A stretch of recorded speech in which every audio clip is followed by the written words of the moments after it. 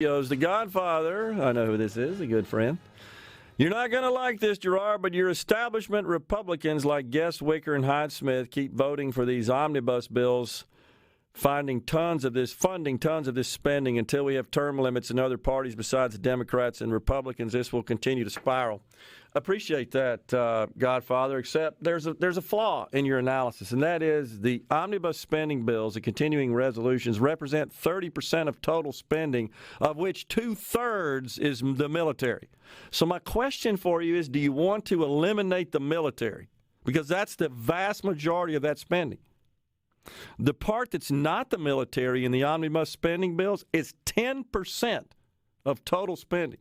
The vast majority of our spending is Social Security, Medicare, Medicaid, various welfare programs, and debt interest. It's 70% of total spending. Until there's a serious conversation and a willingness to have one about how to reform those programs, we got no chance of eliminating our deficit and starting to bring down our debt. None. And in fact, you know what's on the boards now? Cost of living raises for Social Security. Now, I know those on Social Security, fixed incomes, they're wrestling. They're grappling with the high cost of living. It has increased. And in accordance with law, there are triggers that automatically increase Social Security payments. There's a complex, well, it's relatively complex calculation, but it's based on the CPI. And that's coming up.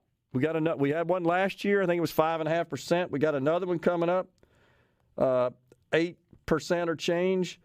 And all that's good, certainly for those on Social Security that are entitled to this increase because they're relying on that income. It's fixed income, and they're trying to make ends meet.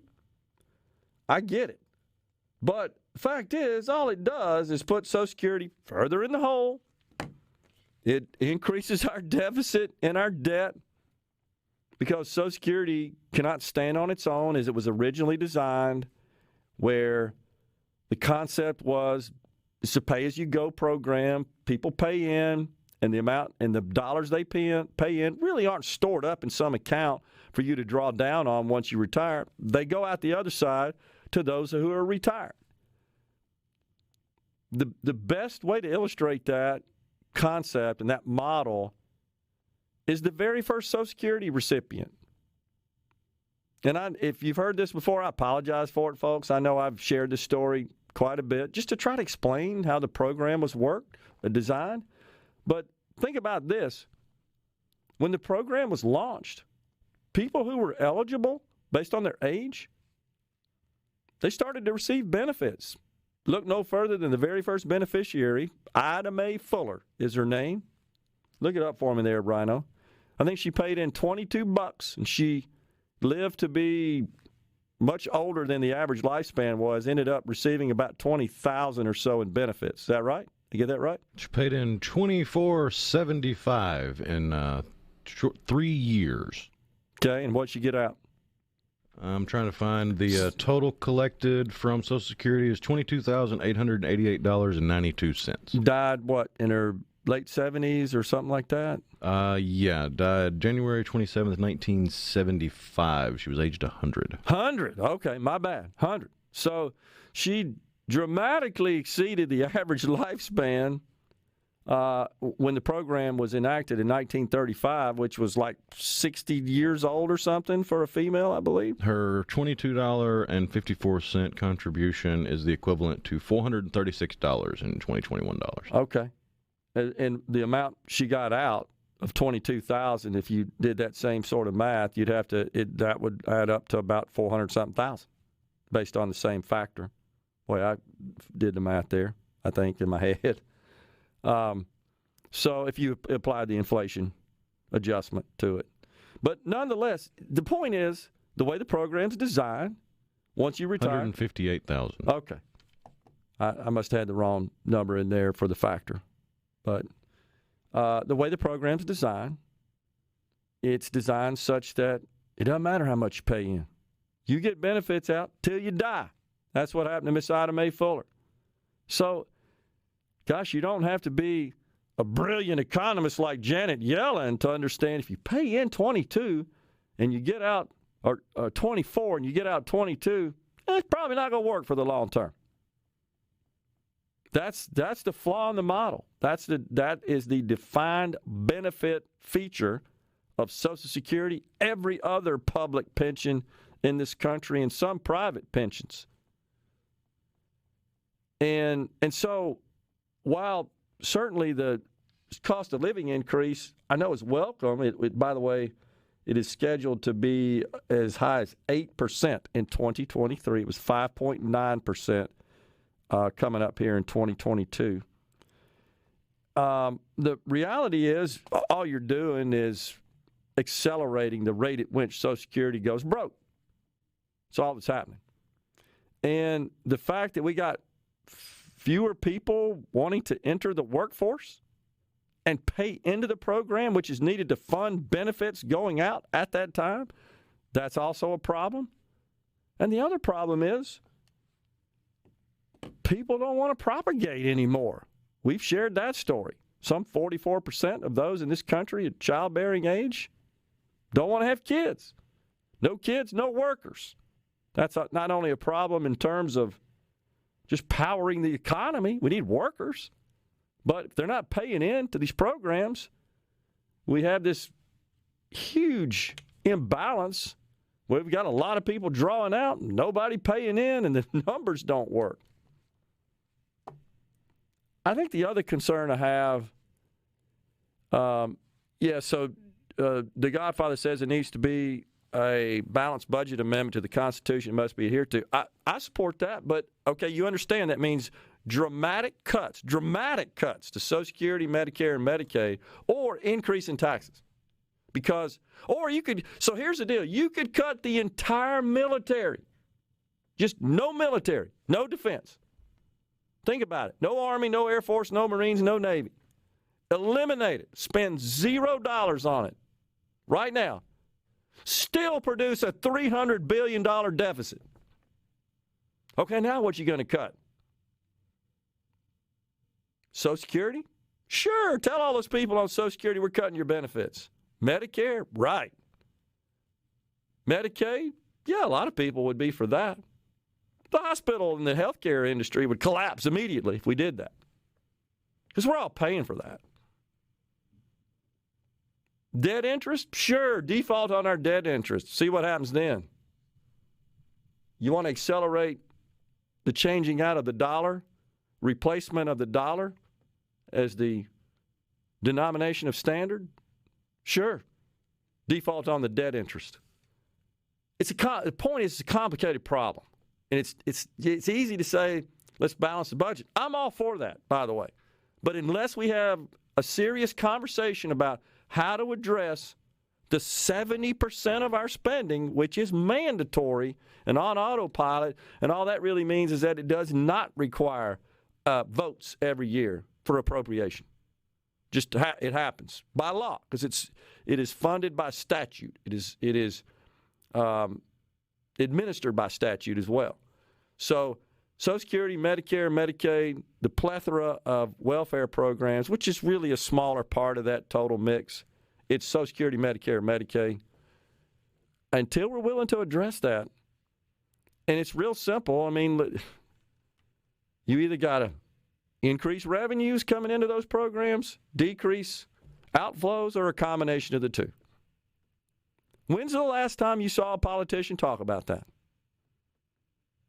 So when you think about the fiscal affairs of these United States, please think that, and please understand, 70% of that are those programs. And nobody talks about it. Nobody talks about it. Donald Trump made it very clear he wanted to increase spending on the military, and he did. And the Democrats like to point to it as that's what caused the deficits, except their math is flawed. He did increase spending over 3 years, about $150 billion. Now, for perspective, the annual budget, spending-wise, is $4 trillion. De minimis amount.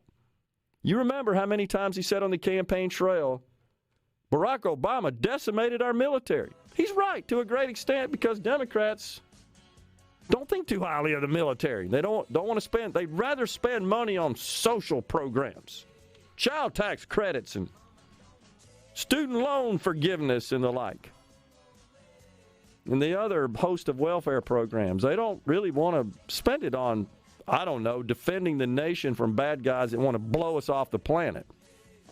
And that's not to say there's not work that could be done there, but Donald Trump increased spending on the military. And Republicans supported that. That's part of the omnibus bill. That's part of the continuing resolution. It does not automatically get funded on an annual basis. It does require a vote. It's time for a break here on Middays. We're getting into the weeds a little bit. We'll come back. Welcome back, everyone. We are in the Element Well studio, so just on a bit of a rant there about government spending and trying to really just inform more than anything. Hopefully that was helpful. But the source of all this data, by the way, that I'm sharing with you, it's the United States government. It's the Treasury sites. You can go out there and look at it and spend some time analyzing all that. And if you find something that I've said that you feel like is inaccurate, please let me know. We'll correct it. But this is something that I've had strong interest in for a long time and spent a lot of time analyzing. Something else that's honestly a bit of a myth about Social Security.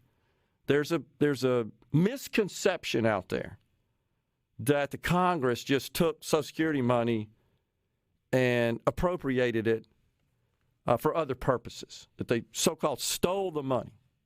Totally 100% false, inaccurate. In accordance with law, Social Security, which for decades, by the way, has taken in more from workers than it is paid out to beneficiaries. Those surpluses, by law, have to be, by law, invested in special treasury bonds.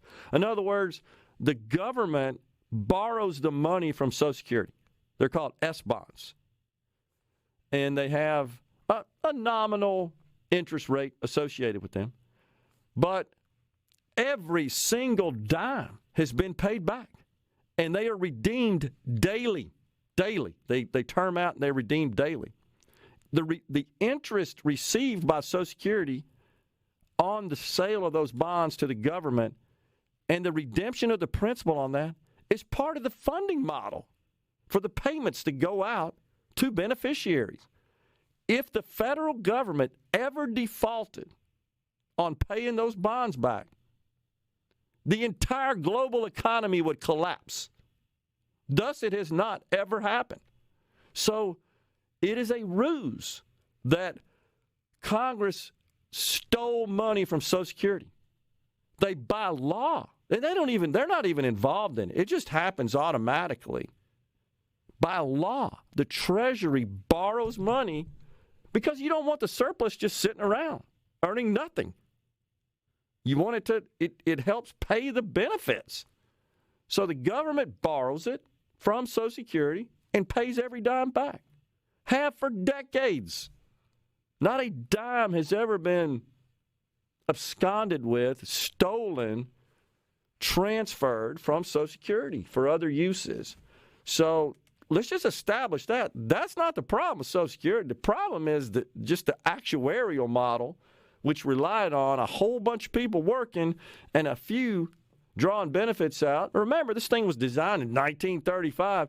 The average life expectancy, Brian, I want to say it was like 59 or something for a female and 61 for a male at the time. But you had to be 65 to get benefits. You looking at that? Something around there. 58 for men and 62 for women. Okay, I had it backwards. And it was off by a year in either direction. But you see what I'm saying? So what is it today? It's in the 70s, right? So it's pretty clear we all live longer thanks to advances in medical technology and health care. So we're likely to draw benefits out for a much longer time. And we got a whole bunch more of us getting those benefits and a whole lot fewer people as a ratio working. It started out as a 100-to-1 ratio. And the folks in 1935 said, yeah, no problem. But now it's like less than 3-to-1 workers to beneficiaries. So you see the problem. And by the way, Medicare, it's way more broke than this. It's scheduled to. So what's happened through all the years is Social Security has accumulated money because it took in more than it paid out. And it's had to invest those surpluses. And so the combination of that and the so-called trust fund are what funds all the benefits. And we're headed to a point where we're not taking enough in from workers to cover that, so we're draining the trust fund, our savings account essentially. Just think about your own household. I'm not getting enough income in from my work, but I still got the same expense load, so I'm going to have to drain my savings to pay for that, and eventually you run out.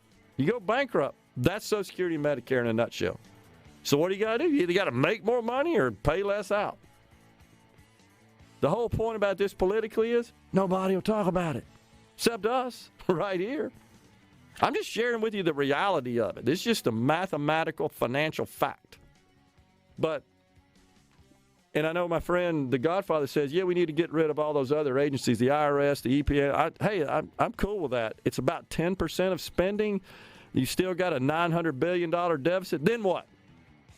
Then what? He says it's a place to start. Okay, but you're not going to get that too politically. Let's be realistic about it. You're not going to get rid of the IRS. You're just not. You can try. I'm all for it, by the way. I detest